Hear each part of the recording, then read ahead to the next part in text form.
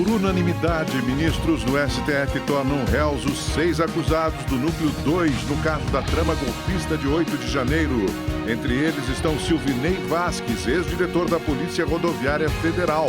Polícia identifica e agora tenta localizar homem suspeito de ter matado estudante da USP perto de estação de metrô, na zona leste de São Paulo.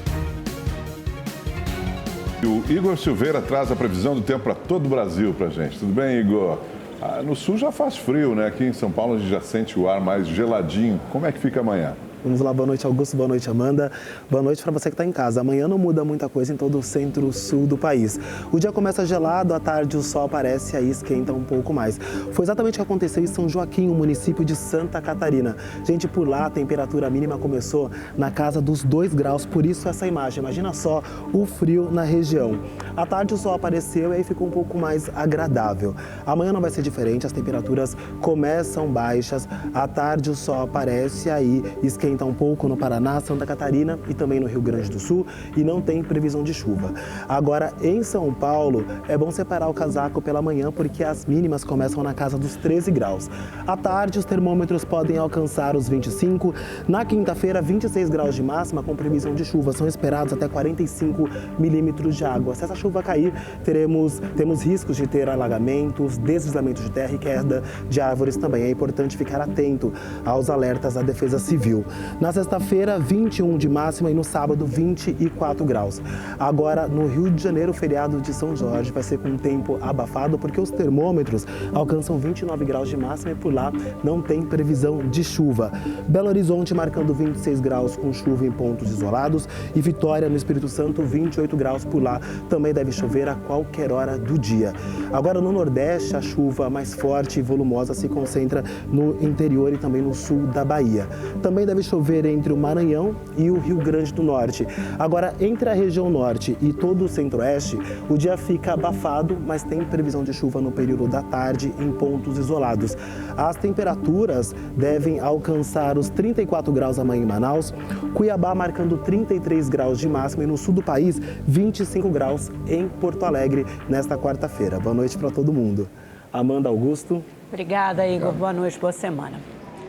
Por unanimidade, a primeira turma do Supremo Tribunal Federal tornou réus os 6 integrantes do chamado Núcleo 2, formado por agentes públicos acusados de participação na tentativa de golpe de Estado.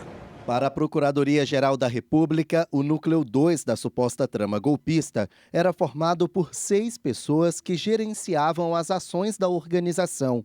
Segundo a PGR, Silvinei Vasquez, ex-diretor-geral da Polícia Rodoviária Federal, Marília Alencar e Fernando Oliveira, ex-funcionários do Ministério da Justiça, coordenaram o emprego das forças policiais para impedir que eleitores votassem em Lula e sustentar a presença de Bolsonaro no poder. O general Mário Fernandes e Marcelo Costa Câmara, ex-assessores da presidência, coordenaram ações de monitoramento e neutralização violenta das autoridades públicas, além de darem suporte aos golpistas nos ataques de 8 de janeiro de 2023. Felipe Martins, ex-assessor de assuntos internacionais de Bolsonaro, apresentou e sustentou a minuta de decreto que daria forma às medidas do golpe planejado.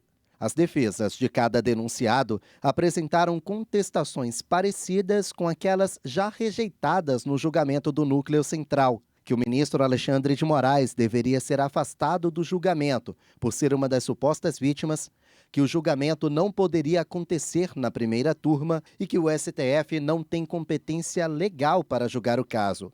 Pelo rito, cada advogado teve 15 minutos para apresentar a defesa. Marcos Vinícius Camargo, que defende o general Mário Fernandes, criticou a condução do processo e disse que faltam elementos jurídicos para sustentar a denúncia da PGR.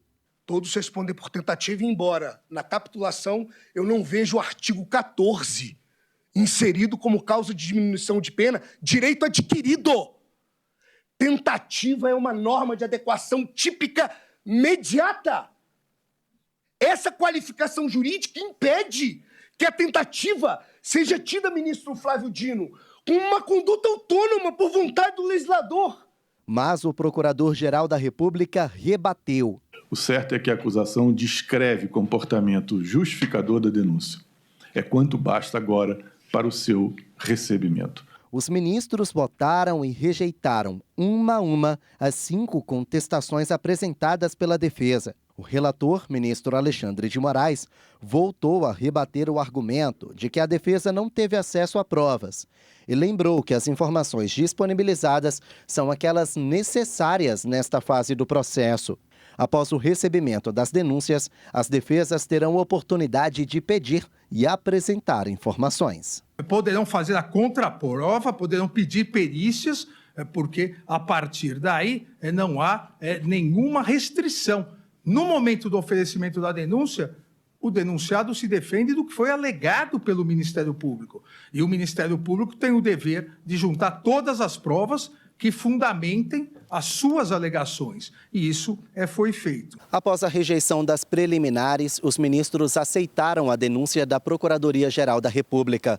Com isso, os 6 acusados se tornarão réus oficialmente e vão responder na esfera penal. Eles são acusados de 5 crimes: tentativa de golpe de Estado, abolição violenta do Estado Democrático de Direito, organização criminosa, dano qualificado e deterioração do patrimônio tombado. Juntas, as penas podem chegar a 36 anos de prisão. A Polícia Civil de São Paulo identificou um homem suspeito de matar uma estudante da USP perto de uma estação de metrô na zona leste da capital paulista no último dia 13. Ao vivo, o repórter David Diogo tem as informações. Boa noite, David. Boa noite, Amanda, Augusto, boa noite a todos. Pois é, Amanda, mais uma morte brutal que chocou todos nós aqui de São Paulo. A informação foi dada pelo Departamento Estadual de Homicídios e Proteção à Pessoa, o DHPP, que investiga o caso como assassinato. O homem foi identificado a partir de imagens gravadas por câmeras de segurança.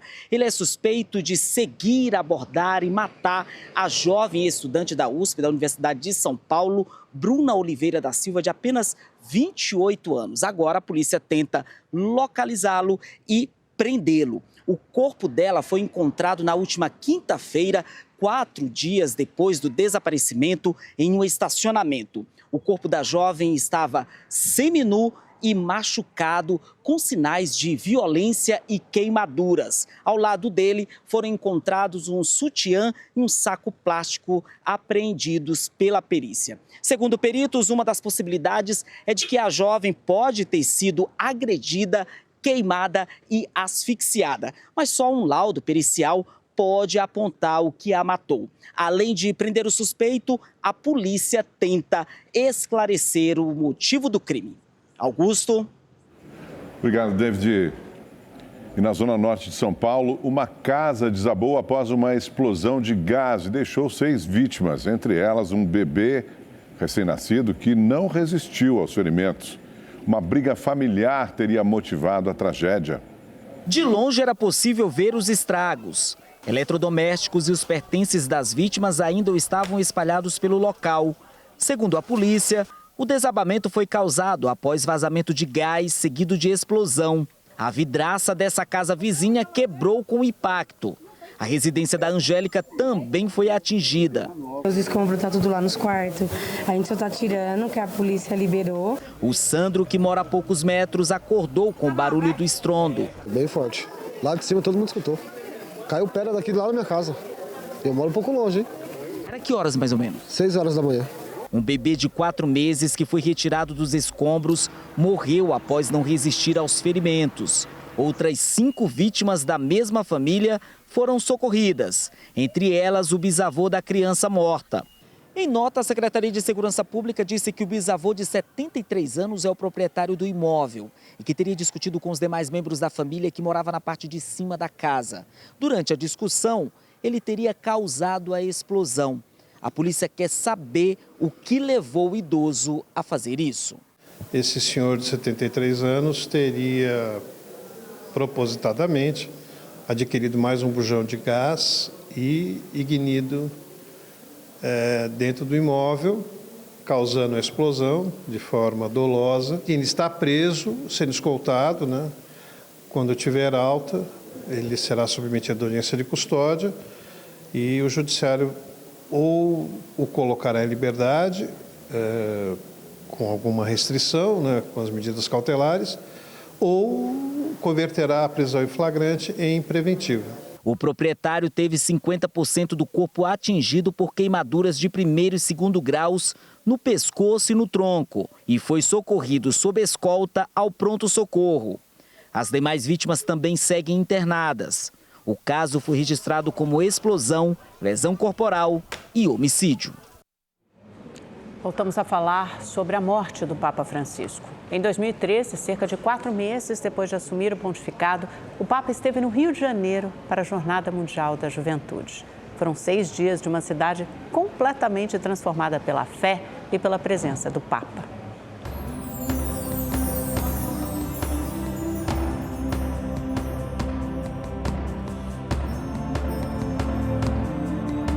A vinda ao Brasil para a Jornada Mundial da Juventude foi a primeira viagem internacional do pontificado de Francisco. No desembarque no Rio de Janeiro, a recepção foi formal. Mas pouco depois, a formalidade da visita deu lugar a uma série de quebras de protocolos, a marca registrada do Papa. Na passagem pelo Rio, ele distribuiu beijos e calor humano. Já na chegada, Francisco abriu mão do papamóvel. Seguiu em um carro comum com os vidros abertos. No centro da cidade, a comitiva pegou um caminho errado. Os fiéis aproveitaram o engarrafamento e cercaram o veículo, buscando contato com o Papa. E ele retribuiu. Foram dias de fé e muita emoção. Francisco cativou, ganhou presentes e bandeiras, bebeu chimarrão. No meio da multidão, trocou solidéus com o público. No Teatro Municipal, conversou com lideranças de outras religiões, com indígenas e ganhou um cocar. Ao discursar, abordou as manifestações políticas da época e defendeu o diálogo. Entre a indiferença egoísta e a protesta violenta, sempre há uma opção possível: o diálogo. Francisco também visitou uma comunidade no complexo de Manguinhos. O começo do pronunciamento foi bem-humorado e arrancou risos da plateia. Queria bater em cada porta, dizer bom dia, pedir um copo de água fresca, beber um cafezinho.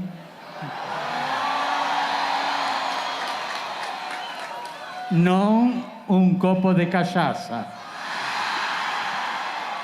Mas depois, ele fez um discurso forte contra a exclusão. Não haverá harmonia e felicidade para uma sociedade que ignora, que deixa à margem, que abandona na periferia parte de si mesma. No caminho até o Palácio São Joaquim, residência oficial do arcebispo do Rio, na Zona Sul, Francisco desembarcou do papamóvel, se aproximou das pessoas. Mais uma vez, distribuiu beijos. Aqui no Palácio São Joaquim, o Papa Francisco se reuniu com 5 jovens infratores e com educadores. Depois dessa reunião, ele veio até essa varanda, saudou uma multidão de fiéis e rezou a tradicional oração do Ângelus. Ao discursar, ele aproveitou o Dia dos Avós para pedir mais diálogo entre as gerações. Crianças e anciãos constroem o futuro dos povos. As crianças, porque levarão por adiante a história. Os anciãos, porque transmitem a experiência e a sabedoria de suas vidas. A visita ao palácio marcou o primeiro contato de Vinícius com o Papa. Ele foi voluntário na Jornada Mundial da Juventude e no ano seguinte foi convidado para ir ao Vaticano receber o agradecimento em nome de todos os jovens que participaram. Ao se aproximar de Francisco, Vinícius pediu uma selfie. Foi muito emocionante, não pela selfie em si, não pelo gesto de tirar uma foto com o Papa, mas por entender e por olhar também para a importância e relevância que o Papa tem para uma instituição como a Igreja e mesmo tendo toda essa importância e toda essa relevância, um Papa que se aproxima e que está perto dos fiéis e perto da Igreja, e isso, sem nenhuma dúvida, foi muito marcante. A experiência de estar perto do Papa também foi marcante para Bruno Feitosa, que é carioca, mas mora em Brasília há 15 anos. Ele veio ao Rio para vivenciar a jornada como um peregrino. Eu dormi na praia, por exemplo, então quis vivenciar essa situação, quis passar a noite inteira junto com as pessoas, andando os quilômetros que precisavam, a gente às vezes ia a pé para distâncias longas, quis vivenciar como cristão, como peregrino, como um homem de fé, né? Então eu fui para isso. Nem Réveillon, nem mega shows, nem grandes eventos. O recorde de público em Copacabana é do Papa Francisco. Em um dia fechado como o de hoje, mais de 3,5 milhões de pessoas vieram até aqui para ouvir as palavras do pontífice. Apesar da chuva, a orla ficou completamente tomada de fiéis, chamando a atenção do Papa. Ao discursar, ele também deixou uma mensagem de confiança. Sempre ouvi dizer que os cariocas não gostam do frio e da chuva. Mas vocês estão mostrando que a fé de vocês é mais forte que o frio e a chuva. Como em todos os lugares por onde passou, Francisco deixou no Rio um legado de fé e de esperança na força dos jovens para fazer um mundo melhor.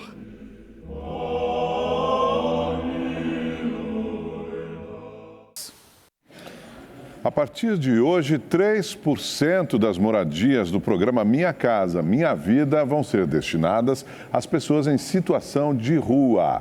Os empreendimentos vão ser 100% financiados pelo governo federal, sem que haja necessidade de pagamento de parcelas.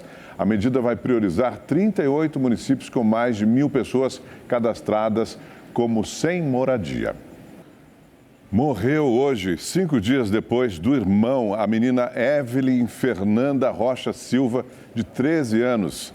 Ela, o menino Luiz Fernando, de 7 anos, e a mãe deles, Miriam Lira, passaram mal após comer um ovo de Páscoa envenenado em Imperatriz, no interior do Maranhão. A adolescente morreu devido a um choque vascular com falência de vários órgãos. A mãe continua internada com quadro estável. A principal suspeita está presa. Jordélia Pereira é ex-mulher do atual marido da mãe das crianças. Segundo a polícia, o crime foi cometido por vingança. A Justiça de São Paulo aceitou a denúncia do Ministério Público e tornou réu o policial militar Luan Felipe Alves Pereira, flagrado jogando um rapaz de 25 anos de uma ponte em dezembro do ano passado na zona sul da cidade. Vocês lembram dessa imagem? Ela ficou bastante famosa à época e viralizou. A vítima sofreu ferimentos na cabeça, pernas e no braço, ao cair de uma altura de 4 metros. O PM, que estava detido, foi solto no último dia 10 e responde ao processo em liberdade. O agente será julgado por tentativa de homicídio. O presidente Lula recebeu em Brasília o presidente do Chile, Gabriel Boric. No encontro, eles assinaram 13 acordos e ampliaram as parcerias entre os países. Gabriel Boric chegou ao Palácio do Planalto por volta das 11 horas da manhã. Lula e o presidente do Chile participaram de reuniões para consolidar as relações entre os dois países, principalmente no fortalecimento do comércio, investimentos e na conclusão do corredor rodoviário bioceânico, uma rota que vai reduzir o tempo de transporte das mercadorias brasileiras para o continente asiático. Além da cooperação entre os dois países, Lula e Boric trataram de uma série de questões geopolíticas, como democracia, a guerra tarifária entre Estados Unidos e China, iniciada por Donald Trump, e o avanço da extrema-direita no mundo. Você não quer guerra fria, eu não quero guerra fria. Eu não quero fazer opção entre Estados Unidos ou China. A geopolítica do mundo não é feita de ocasiões. Ela tem que ser perene. E nós precisamos construir com instituições que dê seguridade ao exercício da democracia, independentemente de quem seja o presidente da República. Como será o Brasil quando eu não for mais presidente? Se entrar a extrema-direita aqui. Como será o Chile se entrar uma extrema-direita no Chile? Após o encontro no Planalto, Lula ofereceu a Boric um almoço oficial no Palácio do Itamaraty, com a presença de autoridades dos dois países. Está prevista para amanhã uma visita ao Congresso Nacional e ao Supremo Tribunal Federal, onde o presidente chileno vai se reunir com o presidente da Corte, Luiz Roberto Barroso. O presidente do Banco Central, Gabriel Galípolo, disse hoje que a economia brasileira tem um aquecimento exponencial. Por isso, é preciso adotar medidas para conter a inflação. Galípolo participou de uma audiência pública na Comissão de Assuntos Econômicos do Senado. Gabriel Galípolo citou dados para ilustrar como a economia brasileira está aquecida. O Brasil está próximo do pleno emprego, com uma taxa de desocupação de 6,8%. A venda de veículos novos atingiu o maior nível em 5 anos e a construção civil o maior em 10 anos. Esse avanço pressiona a inflação e preocupa o Banco Central. Por isso, é preciso adotar medidas desagradáveis, como aumentar a taxa de juros, que hoje está em 14,25% ao ano. A economia brasileira mostra um dinamismo excepcional e que ela está bastante aquecida. Quando a festa está ficando muito aquecida, o pessoal está subindo em cima da mesa, você tira a bebida da festa, mas também quando o pessoal está querendo ir embora, você fala, fica, está chegando mais bebida, fiquem tranquilos, vai ter música, podem continuar na festa. Então você já tem esse papel meio chato de ser o cara que está sempre na contramão. Galípolo também comentou a guerra comercial entre Estados Unidos e a China e alertou que a intensificação do impasse pode provocar uma desaceleração econômica global. Ele lembrou que o valor do dólar tem um impacto direto nos preços dos alimentos, mas ponderou também que, como o Brasil tem uma pauta comercial diversificada e um comércio doméstico relevante, pode ficar numa situação um pouco mais confortável. O líder do União Brasil na Câmara dos Deputados, Pedro Lucas Fernandes, recusou o convite para ser ministro das Comunicações do governo Lula. Vamos a Brasília saber os motivos com o repórter Igor Damasceno, que tem mais detalhes. Oi, Igor, boa noite para você.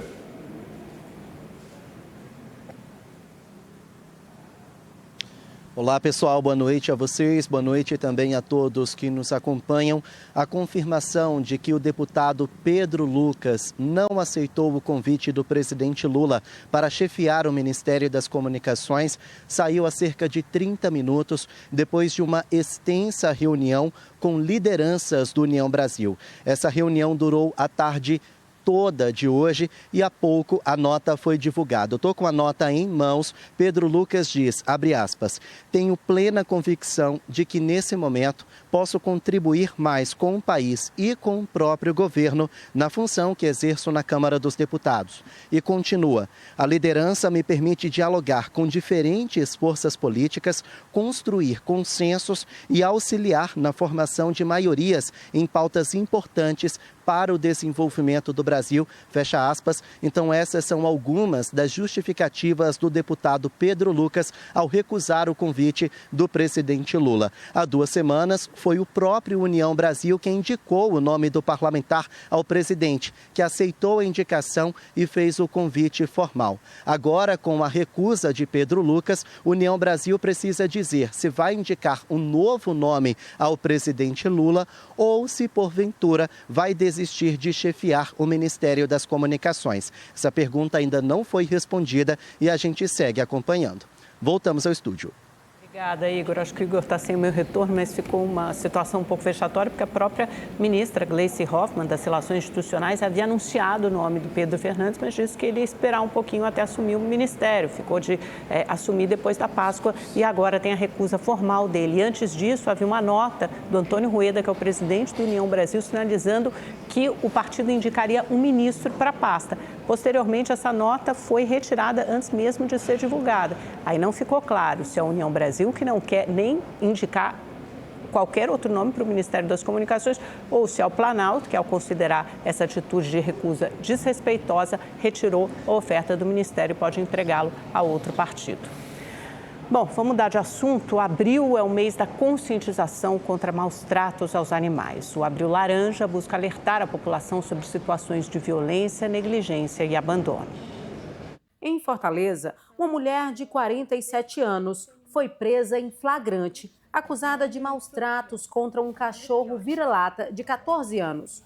O animal estava com infecção na pele, anemia e dificuldades de locomoção. A gente não consegue nem dar adjetivo para essa pessoa que cometeu esse crime. Ele estava coberto de bicheira, ele estava com muito carrapato, muita pulga, mais de 3 quilos de pelo sujo em cima dele. E a situação não é isolada.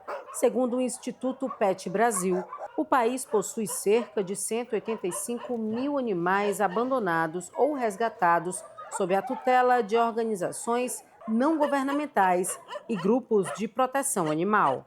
A gente avalia o maus tratos de acordo com vários parâmetros, né? Tem os parâmetros físicos, os parâmetros comportamentais e os parâmetros ambientais. Maltratar animais é crime no Brasil, com penas que variam de 3 meses a 1 ano de detenção, além de multa. para maus tratos a cães e gatos, uma alteração na lei aumenta a pena. Tira foto, faz vídeo, pega testemunho, pega os dados da pessoa, o endereço, abre um BO na Polícia Civil, faz denúncia no Ministério Público, faz denúncia na Delegacia de Crimes Ambientais, faz denúncia na Secretaria de Proteção Animal.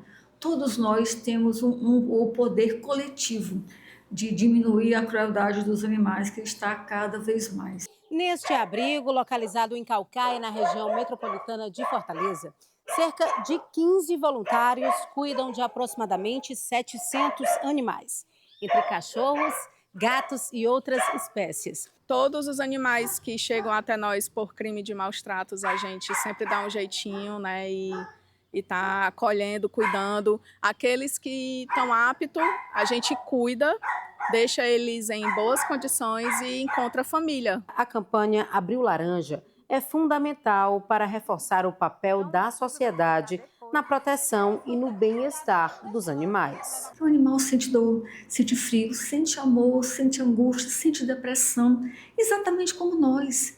Eles só não sabem falar a nossa língua, mas eles falam a língua deles. Eles falam a linguagem do olhar, eles falam a linguagem do abraçar a gente, de pular em cima da gente, entendeu? Precisam ser protegidos. Com a morte do Papa, católicos de Minas Gerais manifestam gratidão pela beatificação de 3 religiosos do estado durante o pontificado de Francisco.